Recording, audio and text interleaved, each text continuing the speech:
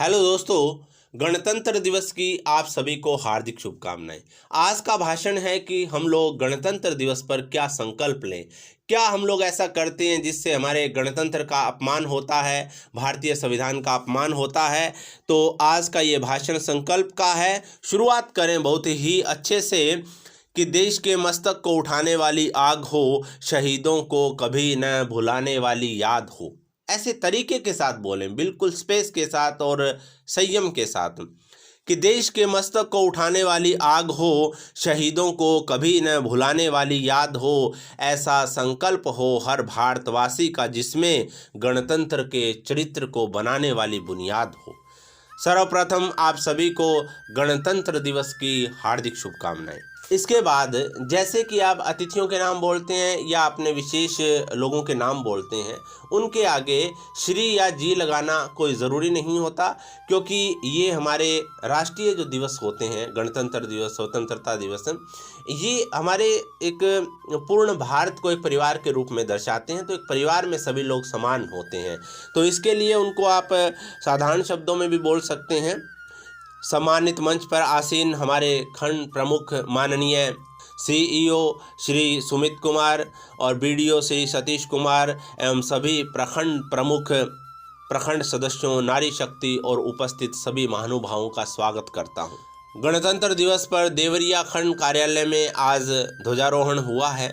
ये दिन शहीदों को याद करने का और गणतंत्र के संस्थापकों की व्यवस्था को अपनाने का अवसर है। ठीक है, आज हम गणतंत्र के 73वें वर्ष में प्रवेश कर चुके हैं। आज हमारा देश आर्थिक, राजनीतिक, तकनीकी रूप से तेजी से विकास पथ पर अग्रसर है, मगर ऐसे में हमने अपने जीवन मूल्यों को भी खोया है। आवेश में आकर या अपने व्यक्तिगत सामूहिक स्वार्थ के वशीभूत होकर हमने गणतंत्र के चरित्र को खोया है। बाबा साहेब ने 25 नवंबर 1949 को संविधान अंगीकार करने के एक दिन पूर्व अपने आखिरी भाषण में जो बात कही थी, उसका मैं उल्लेख करना चाहूँगा। बाबा साहेब ने देश को याद दिलाया था कि भारत पहली बार 1947 में आज़ाद हुआ या फिर 26 जनवरी 1950 को गणतंत्र बना, ऐसा नहीं है। भारत पहले भी आज़ाद था और हमारे यहाँ अनेक रिपब्लिक भी थे, लेकिन अपनी ही गलतियों से हमने अतीत में आज़ादी भी खोई है और रिपब्लिक करैक्टर भी गंवाया है।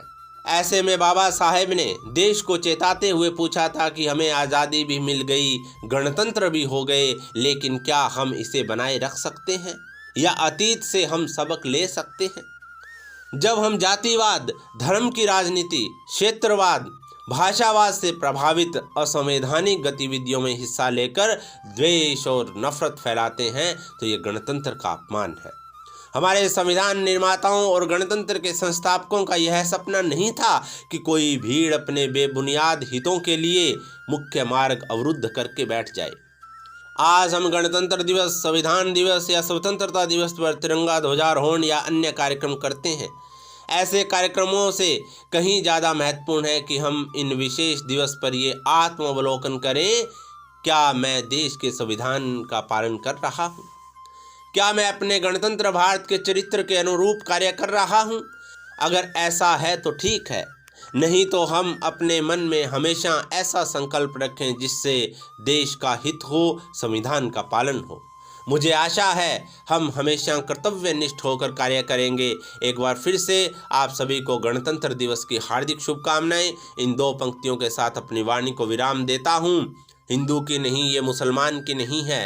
हिंदू की नहीं, ये मुसलमान की नहीं है हिंद जिसका नाम, ये शहीदों की ज़मीं है। जय हिंद, जय भारत। तो दोस्तों, इस तरह से आप भाषण दीजिए, यानी कि एक तो किसी भी विशेष दिन की महत्ता को प्रकट करें। वर्तमान परिवेश में हम लोग क्या कर रहे हैं, उस दिन के अनुरूप क्या हम लोग हैं, कैसे हो सकते हैं और क्या नहीं है, उसके ऊपर प्रकाश डालें और उस दिन की महत्ता को स्पष्ट करें, प्रकट करें, अपने भाव प्रकट करें। ऐसा नहीं कि आपने ये कहा कि भारतीय संविधान लागू हुआ इस दिन और इतने दिन लगे संविधान को लागू होने में, राष्ट्रपति सर्वोच्च होता है। ये बातें जो है, मुझे लगता है कि ये एक निबंध का काम है। जो हम लोग बच्चों को सिखाते हैं, छोटे छोटे बच्चों को। अगर आप एक अच्छे वक्ता के रूप में अपने भाव प्रकट करना चाहते हैं तो आप जो है वर्तमान परिवेश को देखकर उस दिन की महत्ता को प्रकट करें। इन्हीं शब्दों के साथ आपका धन्यवाद। और दोस्तों, पब्लिक स्पीकिंग के लिए या मंच पर बोलने से आपको डर लगता है, गांव के मुखिया हैं, आपको बोलना नहीं आता, या राजनीतिक स्क्रिप्ट लेने के लिए या राजनीतिक भाषण सीखने के लिए दिए गए कॉन्टैक्ट नंबर पर कॉन्टैक्ट करें। धन्यवाद।